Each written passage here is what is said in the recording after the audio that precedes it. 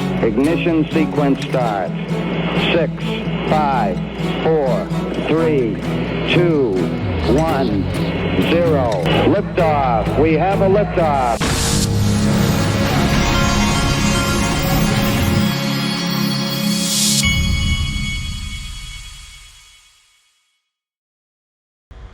Hey everybody, this is the Digital Asset Investor, and check this out. This was an article, Goldman Sachs, about from Goldman Sachs on IPO, the IPO market. Look at this. The number of tech initial public offerings will likely more than double in 2025, with the rate of companies debuting by the end of the year getting more in line with an annual average of about 34. And Will Connolly, the Wall Street Bank's head of technology equity capital markets, there's a massive population of big scaled companies in tech that are IPO candidates, and there's a lot of demand to put money to work, said Connolly, speaking on the sidelines of Goldman Sachs Private Innovative Companies Conference in Las Vegas last week. The question is, how quickly can people recalibrate to a more active IPO market, Connolly said. Well, you know the drill. My sponsor, Link2, they've got Ripple Private Equity. They've got all kinds of, they got everything from crypto to fintech, AI, drone companies, you name it, that it's on there. So go check it out. Go to linqto.com, or you can download the Link2 app. It's for accredited investors. Dark Defender, can you feel it? Well, what's interesting going on right now is XRP price and the crypto market is kind of going up and down, like it's trying to figure out when it's ready to blast off. XRP it went up to $1.50 this morning, then it goes back down. It's kind of like it's trying to. I think there's a lot of trading activity going on, but you can feel something. You can feel the engines warming up. Let's see where it is right now. And I want to reiterate, this market is kind of staying pretty where it is, $3.28 trillion, but the market itself is fluctuating up and down. XRP's been bouncing between about $1.44-ish up to $1.50 today. Now, here is Anthony Pompliano. You got to ask yourself, why does CNBC constantly have the usual suspects on to just keep promoting Bitcoin over and over and over, but you don't ever see them having the Brad Garlinghouses? When's the last time Brad Garlinghouse was on CNBC on Squawk Box? I mean, surely Brad Garlinghouse has is more interesting to listen to and would get more viewership than Anthony Pompliano. So why do they have Anthony Pompliano on every other week, but never Brad Garlinghouse? Because it's an agenda, that's why.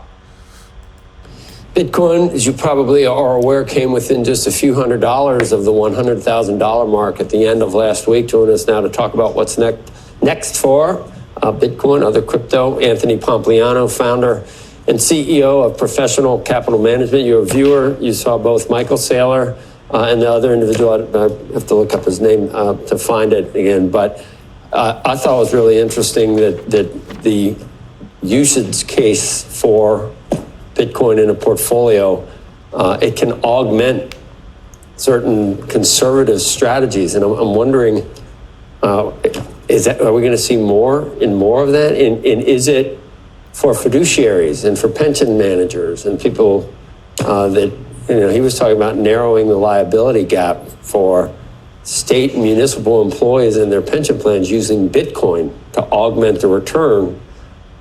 Is that prudent in your view? Well, I think there's a couple of things going on. First of all, when you talk about corporations, historically, they've had two levers to pull in terms of improving their business. They can drive more revenue or they can cut expenses. What Michael Saylor really introduced is this idea of taking your balance sheet and creating a third lever that you can pull. It's not really that new. Real estate has been doing this for a long time, where they use that to secure loans and do other things. It's just that we haven't thought of software companies or others being able to do the same thing. And so now you have an asset that obviously is growing very quickly. There's only 21 million of them, and it seems to be working out. Now, what I do think is interesting is because there's only 21 million of these, anyone who buys it, if there's increased demand, the price goes up. And so, we had a fund that was anchored by two public pension funds that we raised in 2018. We bought Bitcoin around $5,500 for those public pension funds. They're up really big on it. And so I do think that anytime you buy an asset, whether it's Bitcoin stocks, commodities, real estate, et cetera, and it goes up a lot, it will help close those funding gaps. Now, what I do think is really important, though, is Bitcoin in particular was a bottoms-up adoption story. So historically, technologies are top-down. Governments and militaries adopt it first, then corporations, and eventually individuals. Here, you actually had individuals first. The reason why that's important is Bitcoin is the only asset that I know of in financial markets. As the price goes up, it becomes less risky. And so now you have the biggest pools of capital showing up and saying it now is only big enough where I can start to buy it. And so you have central banks, you have public pension funds, et cetera, that are saying, okay, now we're getting close to $2 trillion. I can start allocating to this thing. And so individuals front ran it, but the largest pools of capital still are heavily under allocated to this asset. I think it's going to be very good for price. So to augment. All right, you got the picture. Now I wanted to show you this. This morning we covered the Ripple announcement that Archax and Air Burden we're excited to announce the first tokenized money market fund on the XRP ledger. This is Graham Rodford a while back from the CEO of Archax. Very interesting. So Ripple was a recent partnership. The interesting thing I think about Ripple also is they already have a lot of connections within the kind of traditional world that may bring you guys to a similar point, if that makes sense. Is that something that you considered, or is there any kind of workings with some of their other partners? Yeah. I mean, with everyone we work with, there is. I think I said it the other day to someone, like the Ripple team are all fantastic to work with anyway, and that means a lot to me that you can kind of collaborate with people, and their business is kind of, and I forget the names of all the parts, but it's kind of split into two in my mind. There's the payments bit and the other bit. And what I see happening in financial markets right now is this question about what you can use for payments coming up a bit more, because ordinarily we would use cash to pay for things. We might send cash via bank accounts, but if we were settling any form of financial transactions, we'd use cash. And what we've seen with the tokenization of money market funds, starting with stable coins, like 130, 150 billion, something like that. Those guys are earning interest on other people's money, but it's being used for such a lot of transactions. Actually, people are starting to pay attention now. I think more volume went through Tether than Visa the other month. So These things are starting to become important. And then I think some of the people that run money market funds are kind of going, oh, hang on a second. If I put my money market fund on chain, I can be used for transactions, much like stable coins, but actually let the user keep some of their yield. And I get quite interested around that point, this idea that why would you have cash? Why would you take bank risk and have something which is usually lower yielding and not even paying you base rate for a standard bank account? If I could be holding a money market fund and whoever would accept it as some form of payment. Now there's a lot of regulation that exists around whether this is possible or not. There's a lot of friction doing AML KYC on everyone that holds a security. But this idea that it could be used for a payment. So one of the attractions of Ripple is, they've kind of majored on payments for a long time. So just seeing if there's a way that we can integrate payments on XRPO into their payment network is pretty interesting for me. Okay, check this out. XRP futures explode to close an all-time high of nearly 2.7 billion. Last time XRP futures 1.889 billion in April 2021. Then we've got this. Eleanor Terrett broke this morning. New global ETF provider Wisdom Tree Funds has registered in the state of Delaware for an XRP ETF. I have confirmed with the company this is a legitimate filing. Wisdom Tree has over $100 billion in assets under management. And then she retweeted it. Says Wisdom Tree's registration will likely be followed by an S1 registration filing with the SEC at some point.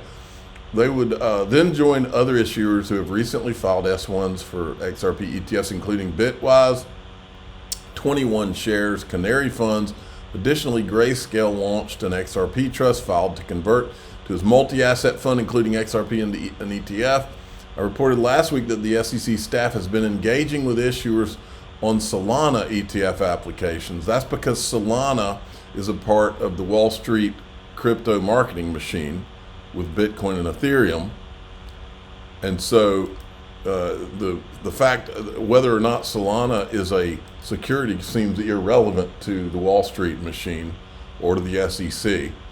It will be interesting to see how the agency responds to the wave of XRP ETF applications and whether they engage on those. Here is Tony from Thinking Crypto with James Seifert of Bloomberg about these ETF approvals.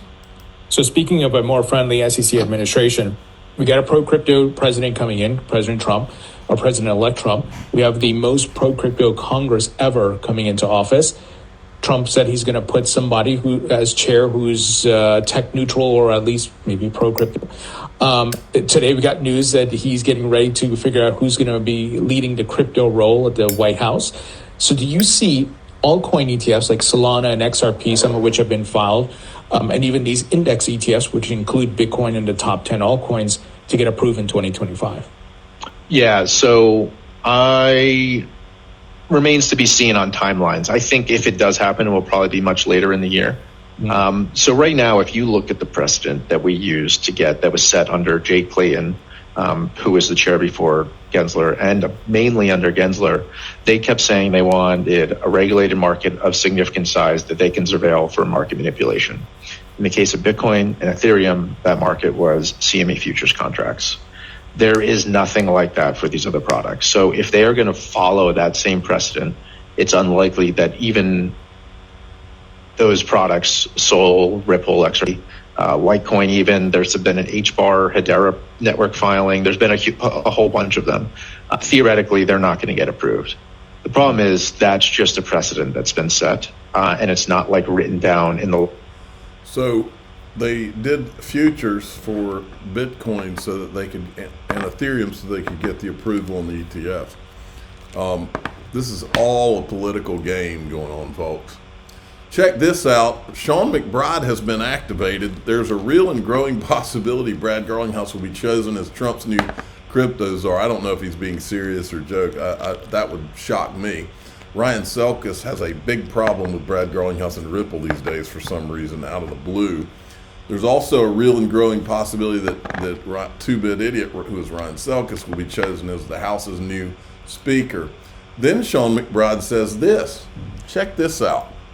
Another indication Ripple is gearing up for something big behind the scenes is that 3 senior level executives have recently left the company. Brooks Entwistle, that's news to me. I didn't know he had left. Emi Yoshikawa, we knew, left. And one other who has not made their exit public. This could mean anything, of course. However, I've seen this play out before. And then this guy says, and how did it play out? When I was at Google, part of my role was to help determine the viability of acqui-hire situations along with M&As for Google Cloud. This looks very much like that, or senior folks cutting bait, taking profits, and leaving. For M&As, wonder what he's talking about. I wonder if SBI Holdings could be involved. Whales bought 50 million XRP tokens over the weekend, quietly positioning themselves for what's next. They move in silence before the storm. They definitely know something. Hashtag XRP. I love the sound of that. Then look at this. Crypto Insight UK. XRP on the 4-hour looking like it's coiling for the move towards $2. We need to see Bitcoin grind up or chop about for this to happen. Basically, calm down Bitcoin and alts can take it from here. Now, in DAIXRP.com, here's what we're going to talk about. There is something that has only happened one time before for XRP. It has just happened again. Also, I'm going to talk to you about what I bought this morning, and it's not XRP. I'm going to tell you which crypto I bought this morning and a little bit of the why. I'm a digital asset investor. I'm not an investment advisor. This is for entertainment purposes only. Please subscribe, hit the like button, tell your friends and family. Here we go.